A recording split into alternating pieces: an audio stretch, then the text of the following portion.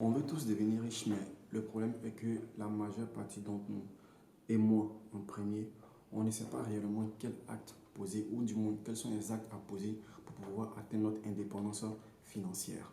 Alors, dans cette nouvelle vidéo, je vais t'apprendre comment, ou du moins, quel est le premier pas à poser si tu as l'intention de acquérir ton indépendance financière. Salut, moi c'est François Moussa, étudiant en biotechnologie en Italie à l'université de Parma. Heureux propriétaire de cette chaîne YouTube dans laquelle j'ai donc décidé de véhiculer mes conseils ainsi que mon expérience passée sur le web à travers différentes vidéos que j'aurai à poster bientôt sur cette chaîne-là. Donc le sujet d'aujourd'hui c'est quel est le premier pas à poser, surtout pour les hommes. Voilà, cette vidéo ne s'adresse pas exclusivement aux hommes, mais voilà, mais ça sera, cette fois-ci, ça sera un peu plus axé sur les hommes. Et dans une prochaine vidéo, je vais essayer d'axer un peu plus sur les femmes. Mais néanmoins, les femmes, restez, abonnez-vous à la chaîne. Et puis bon, voilà, on reste ensemble. Donc, comme je le disais, quel est, en tant qu'un jeune homme, en tant qu'un jeune étudiant, quel est l'un des premiers pas que je suis censé poser si je compte atteindre mon indépendance financière? La réponse est très simple. La réponse se trouve en quoi? Tout simplement dans ça. La réponse à votre question se trouve à l'intérieur de ce carton. Voilà, un carton d'Amazon. Donc, je sais que sûrement vous êtes en train déjà de vous poser la question quel est le rapport entre le premier pas à poser pour devenir riche, atteindre son indépendance financière et un carton d'Amazon. Donc, je sais que vous posez sûrement cette question-là. Donc, la réponse à votre question sera obtenue juste après l'ouverture du paquet. Donc, on va maintenant procéder à l'ouverture de notre paquet Amazon afin de pouvoir répondre à vos questions.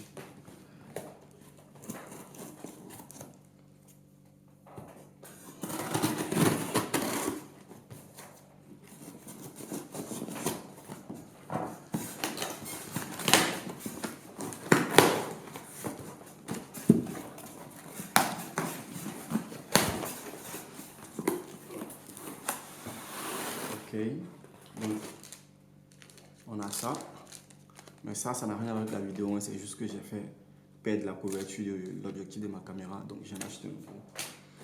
Mais la réponse à votre question, chers camarades, c'est tout simplement ça.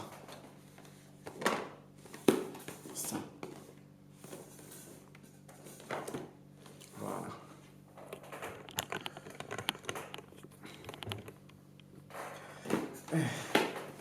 On a ouvert le paquet et à l'intérieur, on a quoi? Une machine à coiffer.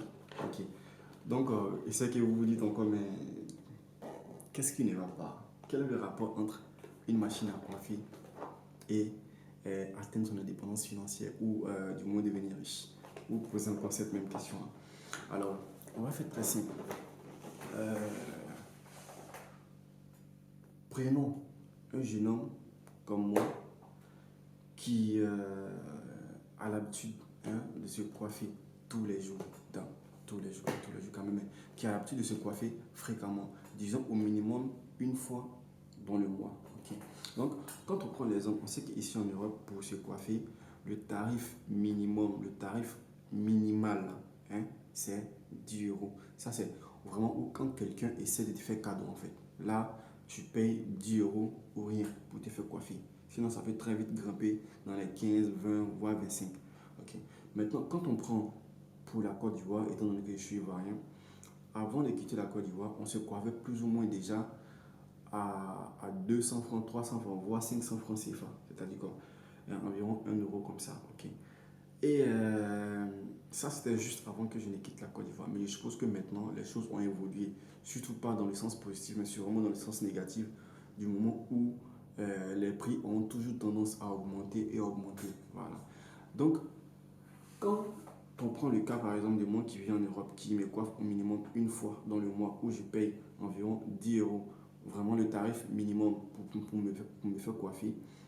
Et quand on compte sur combien? Sur 2, 3, 4, 5 mois, ça fait déjà 50 euros que j'ai mis sur ma tête. 50 euros, c'est rien, vu que c'est une seule fois dans le mois. Ok. Quand on prend sur un an, ça fait combien? Ça fait 120 euros que j'aurais dépensé sur ma tête.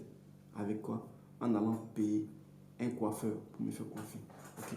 Donc, moi je me dis, mais au lieu de payer 120 euros dans l'année pour te faire coiffer par quelqu'un, pourquoi ne pas investir dans une machine à coiffer que tu pourras utiliser à vie? Je dis bien à vie. Que tu pourras, on a tous un pote, on a tous un ami ou quelqu'un qui aime bien la coiffure, mais qui sait coiffer, ou du moins qui essaie d'apprendre à se coiffer. Mais pourquoi ne pas acheter cette machine-là, donner à ces derniers-là et, comment on appelle ça, nous prêter de cobayes pour qu'ils s'entraînent sur notre tête en attendant qu'ils aient la main. De sorte que à chaque fois qu'on aura besoin, ces derniers-là puissent nous coiffer. De sorte qu'à chaque fois où le besoin va se sentir de se rendre beau, on a notre machine, on va chez le coiffeur pour qu'il nous coiffe. Donc ça, c'est la question qui est posée à tous. Donc cette machine, je l'ai plus ou moins acquérie sur Amazon à environ 100 euros. Voilà, pour être plus précis, 104 euros. Ok, mais il y en a moins cher.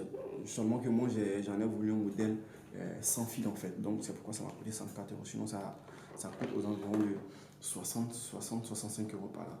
Donc pour quelqu'un qui s'achète une machine à 65 euros ou à 60 euros pour se faire coiffer à vie, c'est-à-dire que la machine va l'appartenir à vie, ce dernier-là, vous imaginez que dans l'année, il économise combien? Il économise parce que quand on fait, il achète la machine à 60 euros.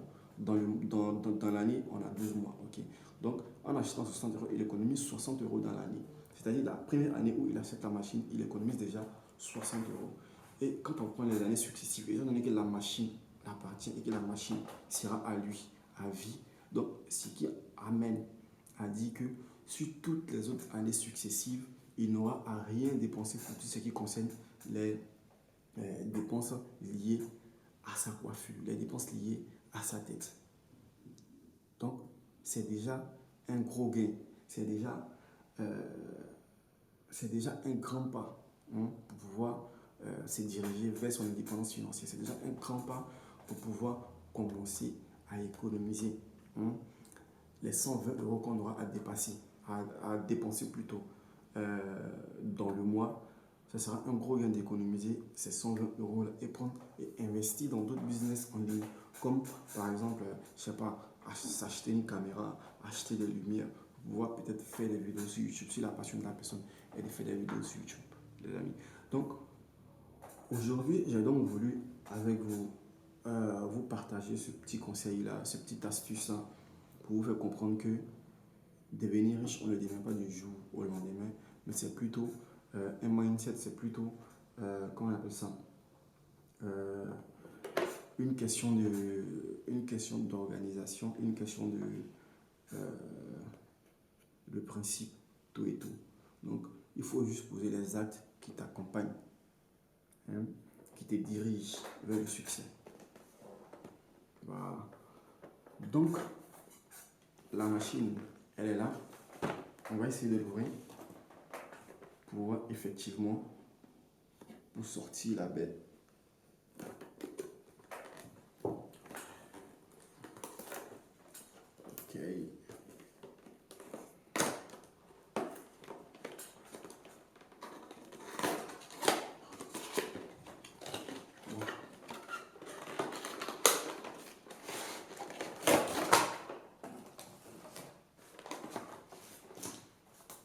Ça, évidemment, on jette.